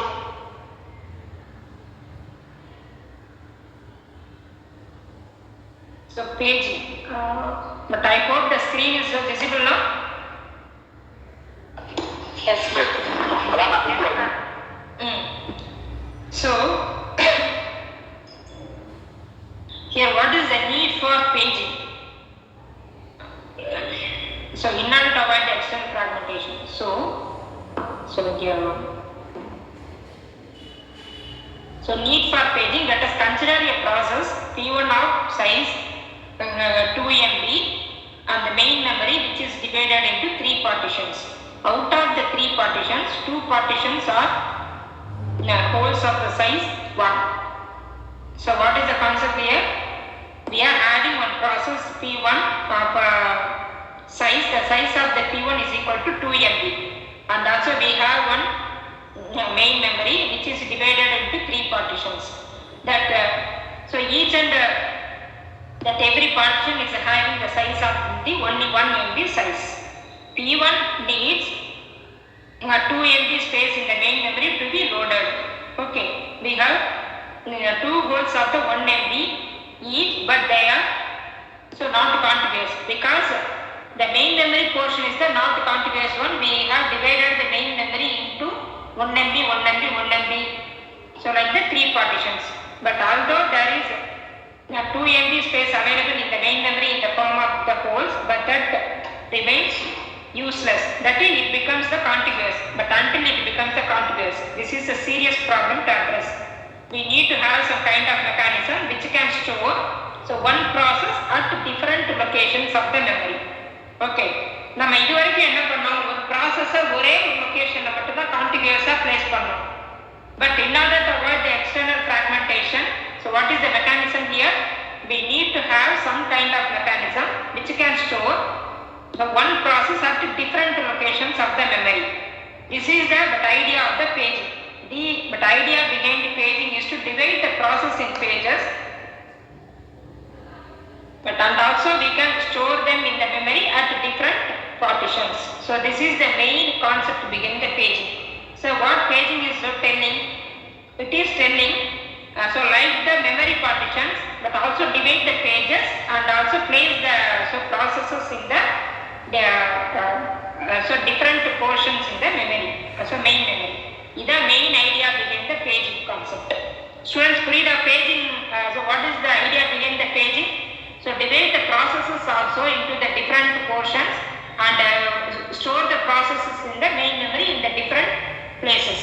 This is the main concept behind the paging. So இதான நம்ம external fragmentation பார்த்தோம். தனித்தனியா இருக்கனால நம்மளால store பண்ண முடியல ப்ராசஸை இல்லையா. ஸோ கான்டிகுயஸா இல்லை அப்படின்னு சொன்னோம். அதனால பேஜிங் என்ன சொல்லுது, ஸோ நீ வந்து கான்டிகுயஸா தான் வந்து ப்ராசஸை ஸ்டோர் பண்ணணும்னு இல்லை, நீ வந்து வேற வேற பிளேசஸ்லேயும் ஸ்டோர் பண்ணலாம் அப்படிங்கிறது தான் பேஜிங்கோட main idea. So paging with example, okay. So the main idea behind the paging is to divide each process in the form of the pages. So the partition of the process is called as the pages, and the main memory will also be divided in the form of the frames.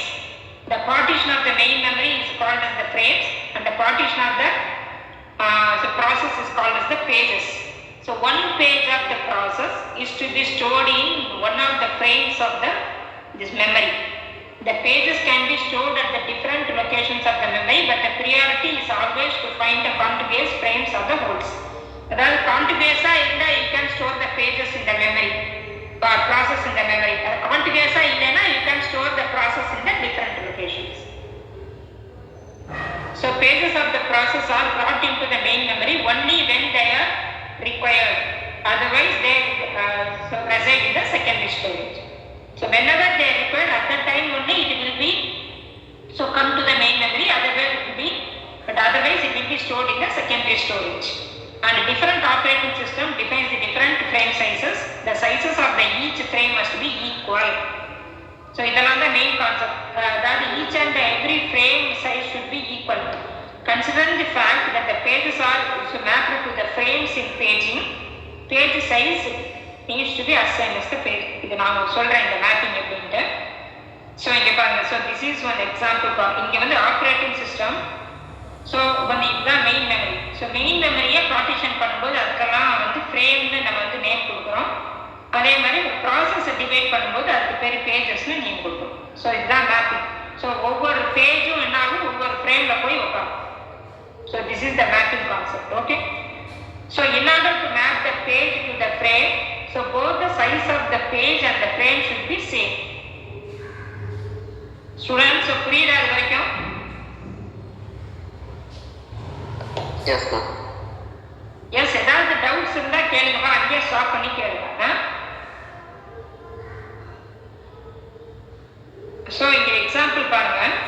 So அதுதான் இங்கே ஃபுல்லாக டெக்ஸ்ட்ல இருக்கு. ஏன்னா அப்படியே இது forgo பண்ணுறேன்னு நினைக்காதீங்க. இது ஒரு example. So here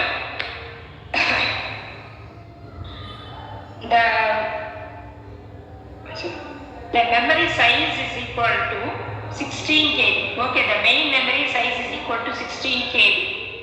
So that's why we are partitioning this main memory into 60 KB. So 1 KB. So each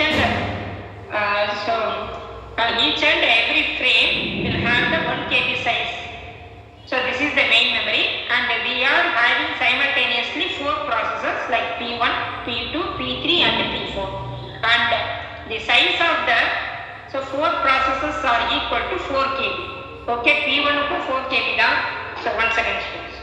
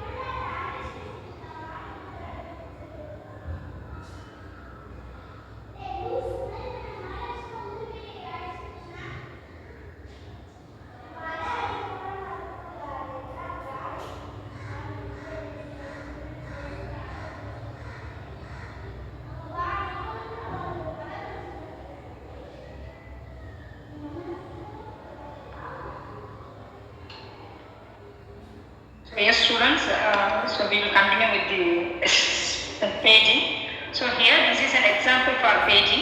So consider, so this is our main memory, which is that the size of the main memory is equal to 16 kb and it has been divided into 16 frames of size, so only 1 kb each.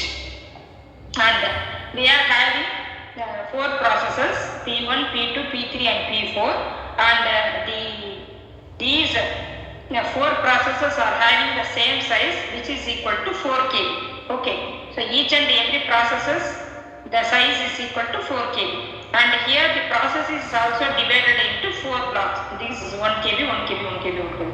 So the division of the processes are equal to, these are called as the page and these are called as the frames. So here the P1 is also mapped to this the main memory contiguously. So this so like this, P2 is so mapped to the next so 4 blocks, and P3 is so mapped to this one, and P4 is also mapped to this one. Okay, this is called as the paging here. So this is the first instance or the first moment. Okay, at the particular time P1, P2, P3 and P4 have been so loaded into the main memory like this. Here let us consider that P2 and P4 are so go to the waiting state after some times. But after some time the P2 and the P4 have been so go to the waiting state. அதாவது கொஞ்சம் டைம்க்கு அப்புறம் P2 P4 waiting ஸ்டேட்டுக்கு move ஆன பிறகு என்னாகும், now 8 frames become empty, and therefore other pages can be loaded in the empty place. The process P5 of size 8 KB is waiting inside the ready queue. P2 and P4 has been removed from the main memory, and in the ready queue, which is waiting in the ready queue is P5 of size 8 KB. So given the fact that we have this 8, so P2, P4 pochna and in the space galiyagum at in the space galiyagum, which is a non-contiguous one. So given the fact that we have these 8 non-contiguous frames available in the memory, and paging provides the flexibility of storing the process at the different places. Therefore, we can load the pages of the process, the P5 in the places of P2 and P4. So P5 inga varudhu, so P2 layum P4 layum we can store the process. So this is the concept of paging. So idhukku munnadi namakku idu mari thanitaniya irundha we can't store the pages, no. That is why, but under the concept of the paging, the process is also has been divided into number of pages in order to store in the non-contiguous spaces. This is the main idea behind the paging. Students, in the diagram உங்களுக்கு புரியும் நினைக்கிறேன். So paging உங்களுக்கு புரிஞ்சுதா? Yes ma'am. So paging is a non-contiguous memory allocation technique. The logical address generated by the CPU is translated into physical address. So logical address, physical address என்னன்னு சொன்னேன். And one main component of a paging is the page table. Okay, so this is a tool for paging. So page table is a data structure. It maps the page number, so referenced by the CPU, to the frame number, so where that page has been stored. So page table will tell you where to map the particular process to a particular frame. Okay, so this is a data structure, and these are all the characteristics of the page table. So page table is stored in the main memory. Number of entries in the page table is equal to number of pages. Number of pages na the process ulla divisions. Number of pages in which the process is divided. Page table, so base register contains the base address of the page table, and also each process has its own independent page table. So each and every process will have this independent page table, and the page table will tell you how to map the pages to the frames. So this is the working of the page table. Okay, so how the pages are stored in the frames is nothing but the main memory. So this is the page table base register. It will be but added with the referenced page number, and this addition of the page table base register and the referenced page number will also give you the frame number, and this and the particular page will be stored in the particular frame number. Okay, this is the page table. Obtaining the frame number with the help of the page table. So இதான் இங்க சொல்லியிருக்கு. Page table base register provides the base address, and the base address of the page table is added with the page number referenced by the CPU here. So it gives the entry of the page table containing the frame number, so where the referenced page is stored. So புரியுதா இந்த diagram working of the page table?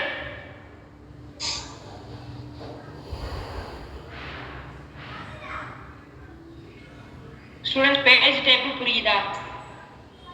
Yes ma'am, understand ஆச்சு. Okay. So this is the page table. So this is the structure of a page table. Okay. So the page table entries are frame number, present or absent, and protection, reference, caching, and dirty. So these are all the. So this is compulsory field, and these are all the optional field. Frame number means what? It will indicate what is the frame number for a particular page, and the present or absent will tell you whether the page is a valid or not a valid page. Okay, so frame number will tell you the frame number of a particular page, and present or absent will tell you whether a page is the valid or not page. It's valid or it's not. Valid ஆகிறது நாட்னா என்ன, அந்த particular மெமட் அந்த particular page வந்து main மெமரியில இருக்கா இல்லையாங்கிறத சொல்லும். நம்ம ஏன்னா என்ன பண்றோம், மெயின் மெமரி அப்பப்போ நம்ம ஸ்வாப் பண்ணிட்டே இருக்கோம் இல்லையா பேஜஸை. So present or absent bit will tell you whether that particular page is present in the main memory or is not. And the protection bit means what? So protection will tell you this bit is sometimes called as the read or the write bit. So இங்க வந்து if வந்து only read operation வந்து but allow பண்ணோம்னா the bit will be set to 0. இல்ல both the read and write operation allow பண்ணா this will be set to 1. This is called as the protection bit. And the reference bit, and reference and catching and dirty, and the reference bit will tell you, specifies whether the page has been so referenced in the last clock cycle or not. Already in the page வந்து நம்ம refer பண்ணிருப்போமா இல்லையாங்கிறது சொல்லும். So if the page has been so referenced means it will be set to 1, otherwise it will be set to 0. And so catching, so this bit enables or disables the catching of the page. Whenever freshness in the data is required, then catching is disabled. If catching of the page is so disabled means it will be set to 1, otherwise it will be set to 0. And dirty bit, it will sometimes called as the modified bit. அதாவது அந்த page modify பண்ணிருப்போமா இல்லையாங்கிறத சொல்லும். So this bit specifies whether the page has been modified. If the page has been modified means it will be set to 1, otherwise it will be set to 0. So இதெல்லாம் நீங்க படிச்சாலே புரியும். So ரொம்ப இதில் வந்து time spend பண்ண விரும்பல. Okay, so this is a structure of a page table and memory allocation. So there are three memory allocation. It is of 3 types: first fit, best fit, and the worst fit. So what do you mean by first fit means the first hole that is so big enough to allocate the program, and the best fit means the smallest hole that is big enough to allocate the program, and so worst fit means the largest hole that is big enough to allocate the program. சரியா? And the segmentation, so இதோட நம்ம இன்னைக்கு கிளாஸை முடிச்சுக்கலாம். So this is only very small concept. ஏன்னா ஒரு பேஜிங்கோடையே segmentation சொன்னாதான் புரியும். Otherwise it is very difficult to understand the concept of segmentation. Students, I hope the paging concept is clarified to you, no? Paging concept புரிஞ்சதா இது வரைக்கும்? Yes, ma'am. Yes, ma'am. Okay. Yes, ma'am. So what is the need for paging?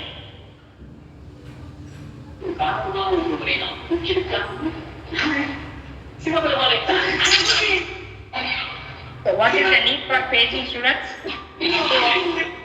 To divide portion pages, store the memory different holes.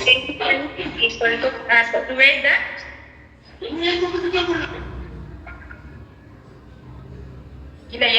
So why do we need paging? to divide the processing pages to store them in memory at different holes. Yes, good. So, but in order to avoid the contiguous memory allocation, we need the paging. Okay. Yes. Good. So segmentation. So in operating system, segmentation is a memory management technique in which the memory is divided into variable size parts. So in the paging, so what we did, we have divided both the memory and the process into but equal size parts.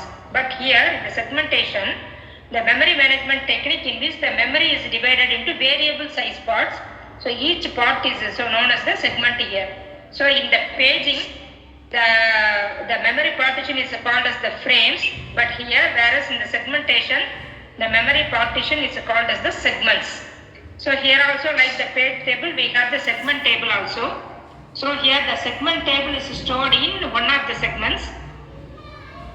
So segment table contains mainly two information. The first one is the base address and the next one is the limit, that is the length of the segment. So why we need the segmentation? Okay, so till now we were using the paging as our main memory management technique. Paging is so more close to operating system rather than the user. Paging is very close to the operating system rather than this user or the programmer. It divides all the process into the form of the pages. But operating system does not care about the programmers so view. So what they are trying to telling here is, if we want to store the process under the unlike programs in a so single space or contiguously, so how can we store the so process? இப்போ for example எனக்கு ஒரு program இருக்கு, ஒரு பெரிய program. அதில் எனக்கு வந்து இது வந்து mostly paging is operating system so friendly memory management technique. But segmentation பார்த்தீங்கன்னா ப்ரோக்ராமர்ஸ் ஃப்ரெண்ட்லி டெக்னிக், அதெல்லாம் வந்து செக்மெண்டேஷன். இப்போ எனக்கு ஒரு ப்ராசஸ் ஒரு ப்ரோக்ராமை வந்து எனக்கு கண்டினியூஸாக ஸ்டோர் பண்ணணும், அதாவது ப்ரோக்ராமை ஸ்டோர் பண்ணணும், அதுக்கு ரிலேட்டட் ஃபங்க்ஷன்ஸ் அதுக்கு ரிலேட்டட் லைப்ரரிஸை ஸ்டோர் பண்ணணும்னா we need the segmentation. But உங்களுக்கு இதில் பேஜிங்கில் என்னாச்சு, ஸோ ஒரு ப்ராசஸ் வந்து எங்கே வேணாலும் ஸ்டோர் ஆகும், சரியா? It decreases the efficiency of the system. Here operating system does not care about the programmers this view. It may divide the same function into different pages, and those pages may or may not be loaded at the same time into the memory. That divide பண்ணிட்டு same time மெமரியிலையும் load பண்ணாம இருந்தா it decreases the efficiency of the system. It is better to have segmentation which divides the process into the segments. So and also each segment contains the same type of functions, such as the main function and included in one segment, and a library function can be included in the but other segment. Okay, இங்க வந்து எப்படி ஒரு segment வந்து main மெமரியில் place ஆகுங்கிறது தான் இது வந்து mapping. So translation of the logical address into the physical address by segment table. So CPU சொல்லுங்க.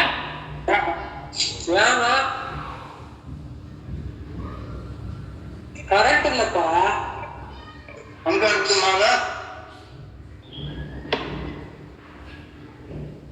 So the segment number is so mapped to the segment table. இங்க பாருங்க. So this is the mapping of a segment to a main memory. So CPU will generate the segment. Okay.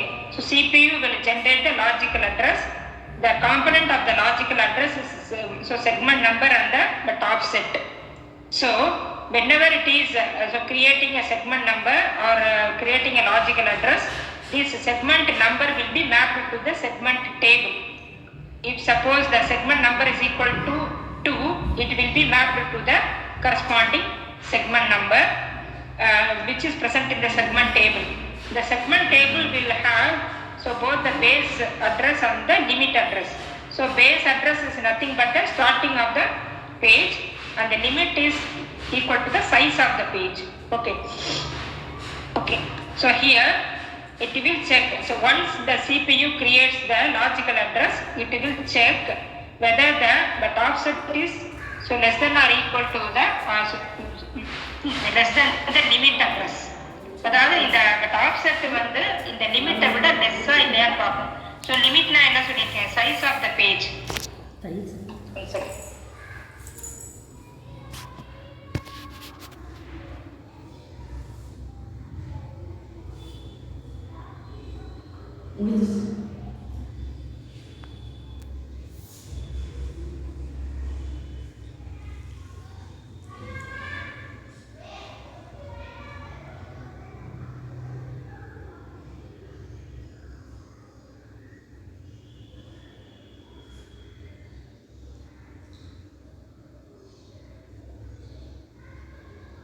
So இங்க வந்து இந்த offset will be checked with the limit. If the offset is less than the limit, then only it is a valid segment. Otherwise, it will be here this invalid address. When it is a valid address, the base address will be but added with the offset, and that will be given the segment. That is the segment frame, and it will be mapped to the physical address space. That is the main memory. Students, இது புரியல இந்த mapping உங்களுக்கு? Ma'am அந்த லிமிட்ன்றது எதை ma'am மீன் பண்றாங்க? அந்த லிமிட்ங்கிறது size of the page. இப்போ for example நம்ம சொன்னேனே 1 KB சைஸ் 2 KB சைஸ்னு சொன்னோம் இல்லையா, இதுக்கு முன்னாடி பேஜ் இல்லை, அதுதான் லிமிட். இப்போ அந்த லிமிட்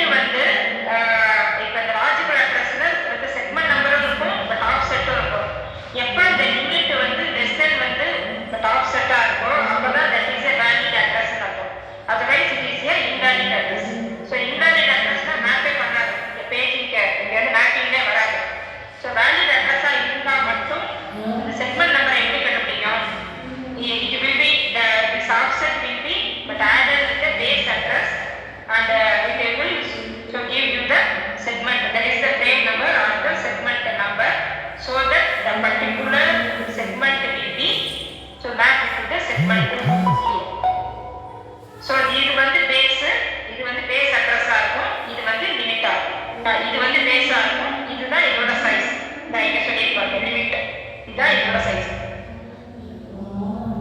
சரி, இப்படிதான் செக்மெண்ட் டேபிள் அது மேப் ஆகும், அதாவது மெமரியில போய் மேப் ஆகும். ஸோ புரியுதா இது? இந்த mapping of segmentation. Yes, ma'am. Okay. So what about others? Yes, ma'am. Okay. So you can study the advantages and disadvantages of segmentation. Okay. So so these are the concepts. Okay. So paging and segmentation are very important concepts in operating systems. So don't leave these concepts for your exam portion. Okay. And also that is CPU scheduling algorithms. நிறைய definitions இருக்கு. So sit and study the concepts. So then only you will know the concepts. Operating system concepts. This is a very interesting concepts also. But I hope you have understand the concepts what we have discussed in our class. No? Is there any doubts till now? No. No, ma'am. Okay, fine. So we will meet by next Saturday by 3 p.m. Okay? Okay, ma'am. Madam, Thank you. madam, I am from Kerala. I want to know the when is our exam starts. Okay, good. Okay, you are approximately your so examinations will be start by so second week of yes, March. Second week of March. Yes. One exam fee is available in the website. Is for examination fee payment. But are you in the WhatsApp group? No, madam, no, ma'am. And so give your number, so your students that your batchmates are having the WhatsApp group. But also add your number in the WhatsApp group. Students, so any one of you take this number and but add me in the WhatsApp group. Okay, I will give the number to the chat box. Yes. Okay, please add. Thank you. Okay. And yes.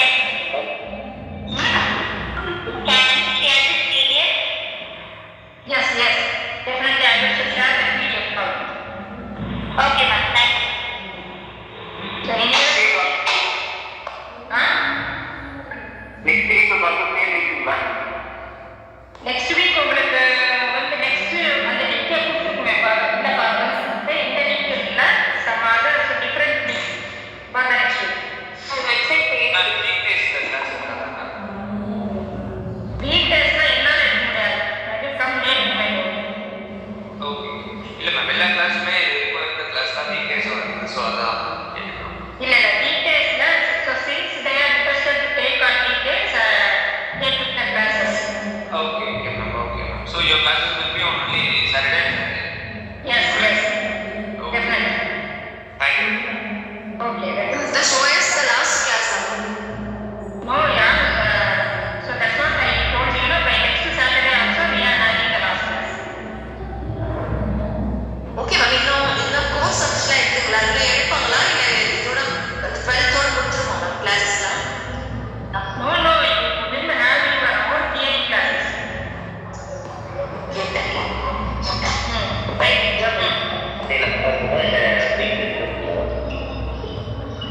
புரியல என்ன கேளுங்க. Exam is starting on the weekdays. That I don't know. Maybe on the weekdays also. Thank you.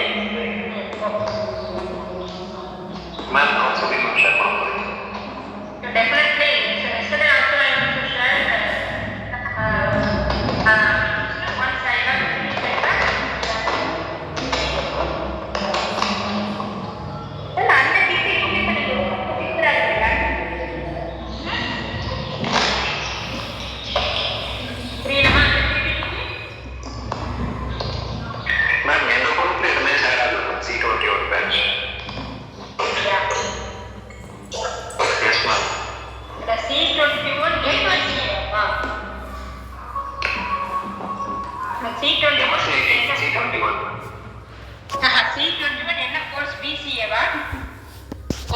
MSc ID ma'am. Okay so once again C21 MSc IT இல்லையா?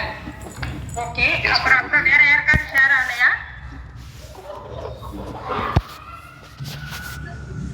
A21 பேட்ச்ல share ஆகுது ma'am. அதான் A21 MCAக்கு share ஆகும் இல்லையா?